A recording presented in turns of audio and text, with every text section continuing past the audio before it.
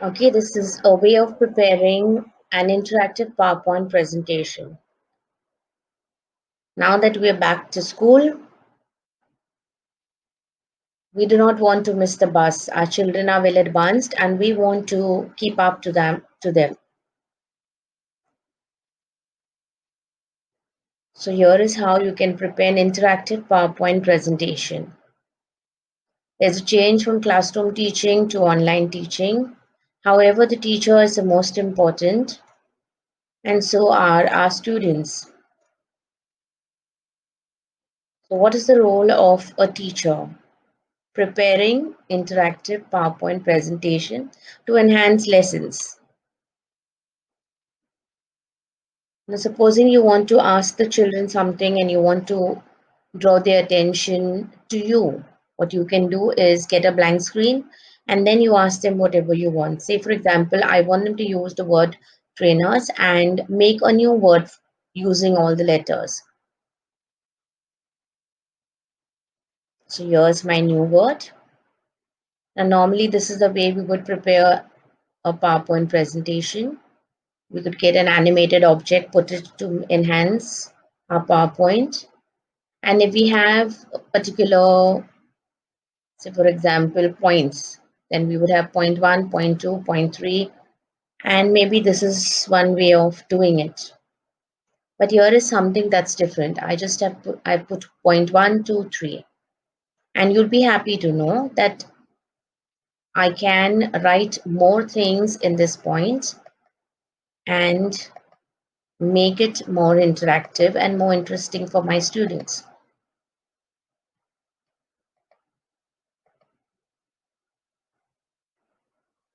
So that's one way of doing it. Another thing is normally we teach our students maybe a definition or a concept and then we ask them to repeat it after us. Now that we are not in the classroom, we cannot ask them to repeat it, but we can make our lesson interactive by doing something like this. We ask them to fill in the correct option. And here, if you see in PowerPoint, I can type my answer.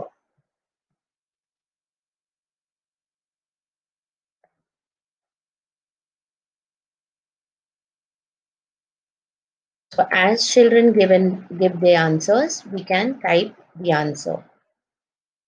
Another thing that you can do is normally when we teach them a particular diagram or you show them a particular figure, you want them to learn and identify. How do you know whether they have learned? Now, supposing you ask them, I've just put points. Supposing I put point number 1 and I want them to answer what is 1. Supposing the answer is head. So that is the correct answer. Now I want to go to the next one, I can click on the next one. But supposing I don't want them to get confused between both or I want to, concentrate on only one. So I close this back again and then I go to the second point. And once I've finished with the second one, they give the answer, they say antenna. I can close it and so I can proceed with my other points. Similar to that, we have our map, the world map. And in the world map, supposing I want them to learn the 7 continents. So I'm teaching them the 7 continents. Now I want to recap the same. So what do? I have an interactive way of recapping the same thing. So supposing I ask them to name this one. This one is North America. And I go to the next one. And the children give the answer and then I type out the answer. This is an interactive way of doing it so you can complete the whole task. The next one is you want them to identify a particular region or a place. I want them to know the states. I want them to learn the states and the capitals and the union territory. So I click on this one and I ask them to name the union territory and they say this is Jammu and Kashmir, and so I can go on with the others. This is just an example I've given. Another one is you want to teach them a drawing. So you go to the drawing, you can see my pointer has changed to a hand. So I click on this and then I can tell them more about this particular object or the color or whatever I want to tell them about. I can also create a quiz. Now here I've put 4 questions. So this is also a way of preparing a quiz. And to prepare a quiz helps us to make our lesson more interactive. If we prepare a quiz, it's a fun way of teaching children and they get excited to participate. So what I've done here is I put four questions. So supposing I ask the child which question the child would like to answer, and the child says number one. So I click and you get your question here.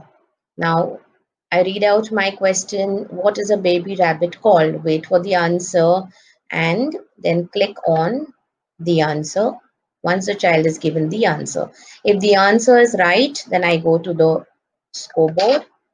Supposing the child is in the red house, so I put 10 points there. I can give the child 10 points.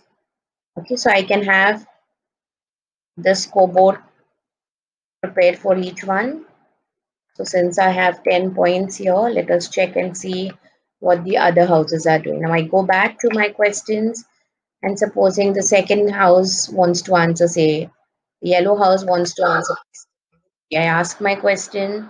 Once the answer is given, go back to the scoreboard.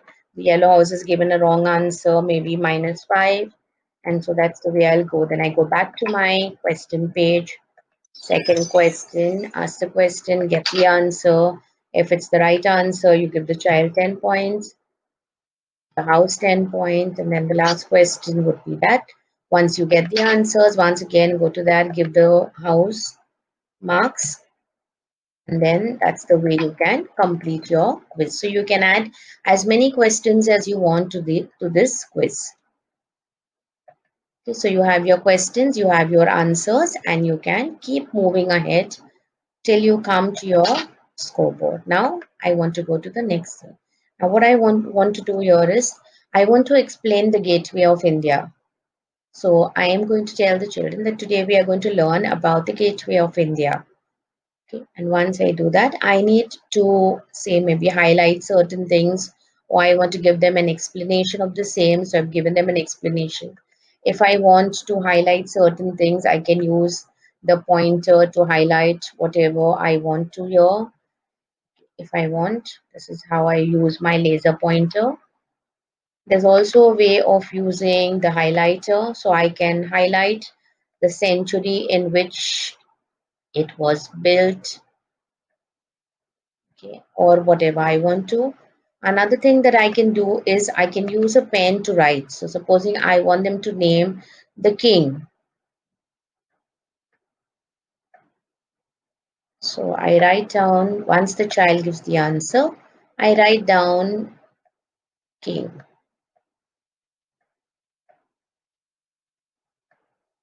King George, because he's the person who arrived there first. So I'm going to put his name there. And to help my students remember, I'm going to write just the way I would write on a blackboard to help them remember what is being taught. Okay, now if I want to highlight or I want to go back to something, I can go. If I want to highlight something on this, I can do it in this way. If I want to tell them that, this is the way in which he came. So this is the land, and if you go to the other side, that is the sea. So I can explain things to the children in the same manner. Now, another thing what I can do is I can use the PowerPoint screen as a white screen or a whiteboard.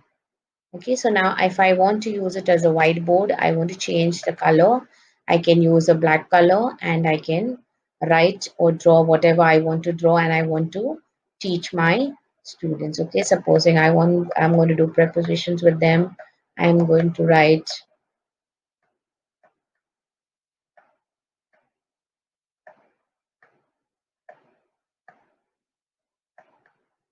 if you want, you can buy a pen. You get a writing pen, so you can use that. And that's how you can continue your lesson. So there are a number of interactive ways in which you can enhance your lesson and make it more interesting.